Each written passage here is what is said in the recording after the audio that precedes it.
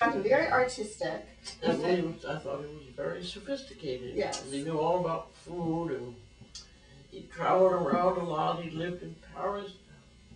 Yes, exactly. And apparently, the way that his heart was through his stomach, correct? Well, he was you because his mother was a wonderful cook, so that he hoped he would continue having good food. Yeah. But of course you didn't really know how to cook then. No, I didn't at all. And you kind of enticed when we were courting each other, I went to a cooking school in Beverly Hills. Right, I read about that. Yeah. And you learned, who were your classmates? What kind of women were they? Well, there were two friends from Pasadena. Mm-hmm.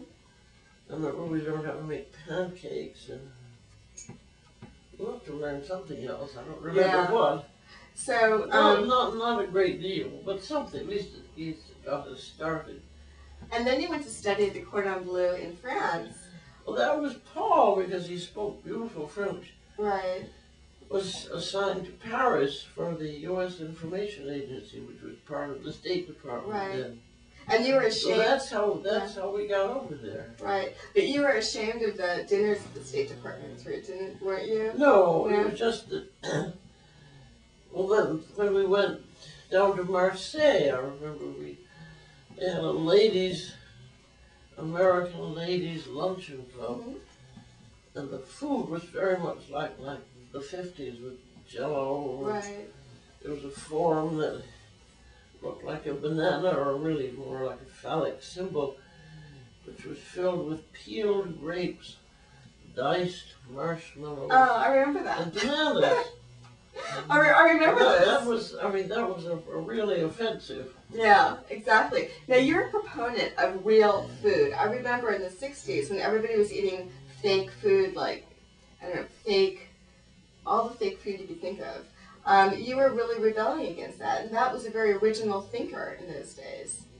I don't remember why.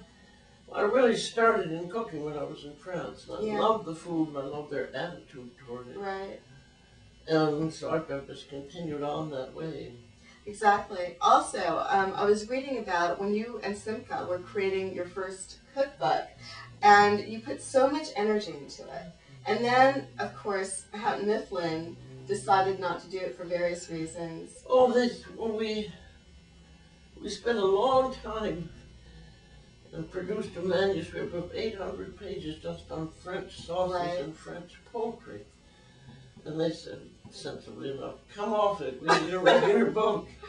Right. And then, so a number of years later, they finally got a regular book from soup to nuts. But they found it too complicated. They said they didn't think the American public would be interested in it. Right. But you were just such an original thinker to realize that America was ready for such a book. Well, it was lucky for me that the Kennedys were in the White House, and they had their great French chef, René Verdon. Anything they did was news, so there was a lot of news about the beautiful food they had. At that time, also, when our first book came out, you could suddenly get overseas in a few hours by air, rather than a few days by sea. So everything came out at the right time. It was very fortunate. And I think you sold your book at Bloomingdale's here in Massachusetts, right? And it sold out very well.